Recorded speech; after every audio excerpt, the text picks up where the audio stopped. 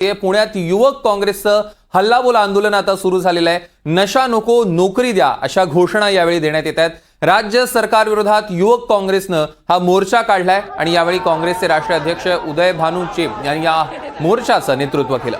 बेरोजगारी शेतकऱ्यांच्या प्रश्नावर युवक काँग्रेस आक्रमक होताना बघायला मिळते। काँग्रेस भवनातनं हा मोर्चा निघाला, पोलिसांनी या मोर्चाला रस्त्यात अडवलेलं आहे। यानंतर काँग्रेस कार्यकर्ते आणि पोलीस यांच्यात धक्काबुक्की झाली। पोलिसांनी सगळ्या कार्यकर्त्यांना ताब्यात घेतलेलं आहे।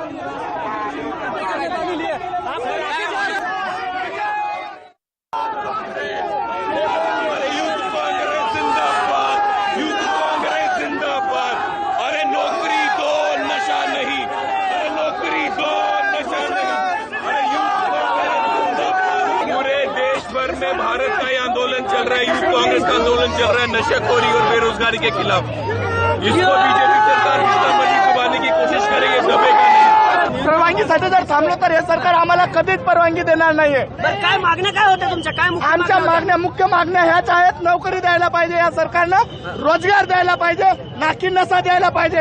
हे सरकार नशा देणारं सरकार आहे, रोजगार देणारं सरकार नाहीये। सगळ्या कार्यकर्त्यांना ताब्यात घेण्यात आले, गुन्हे दाखल करतील का पुणे पोलीस? काय वाटतंय? यांनी गुन्हे जरी दाखल केले तरी आम्ही मागे हटणारे नाहीयेत। आम्ही हा मोर्चा चालूच राहणार आहे। आजपासून आमचा हल्लाबोल चालू झालेला आहे। त्या सगळ्या संदर्भातले अधिकचे अपडेट्स आपण घेणार आहोत। रेवती हिंगवे आपल्या प्रतिनिधी पुण्याहून आपल्यासोबत जोडल्या गेल्या, त्यांच्याकडनं अधिकची माहिती घेऊया। रेवती, सध्या पुण्यात नेमकं काय घडतंय? नक्कीच सौरभ, आपण जसं बघितलं त्या दृश्यांमधून की युवक काँग्रेस आक्रमक झालेलं आपल्याला पाहायला मिळालं।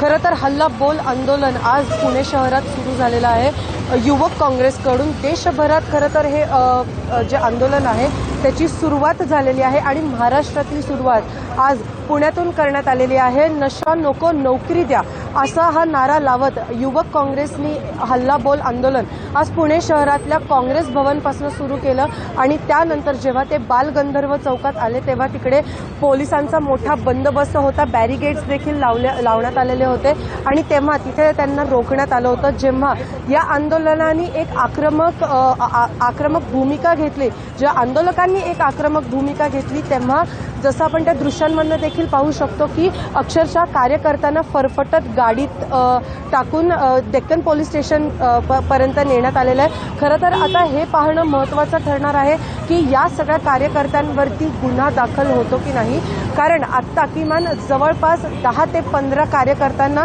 पुणे पोलिसांनी इकडनं डेक्कन पोलीस ठाण्यात नेलेलं आहे आणि सध्या ते तिकडेच आहेत। खरं तर आपण जसं बघतो की जशी विविध मागणी आहेत की नशा नको नोकरी द्या किंवा शेतकऱ्यांच्या काही वेगळ्या मागण्या असतील किंवा युवक युवतींच्या काही वेगळ्या मागण्या असतील, त्या पार्श्वभूमीवरती आज पुणे शहरातून हल्लाबोल आंदोलन हे युवक काँग्रेसकडनं निश्चितच आणि या सगळ्या मागण्यांवर युवक काँग्रेस चांगलेच आक्रमक झाल्याचं बघायला मिळालं। रेवती, या संदर्भातले अधिकचे अपडेट्स आम्ही तुमच्याकडून घेऊ। तुर्तास धन्यवाद।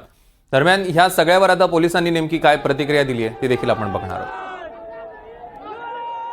ज्यावेळी ते रस्त्यात आले त्यांना आम्ही समजून सांगून एका बाजूला गेला, सर्व्हिस रोडच्या बाजूला गेला आणि तिथे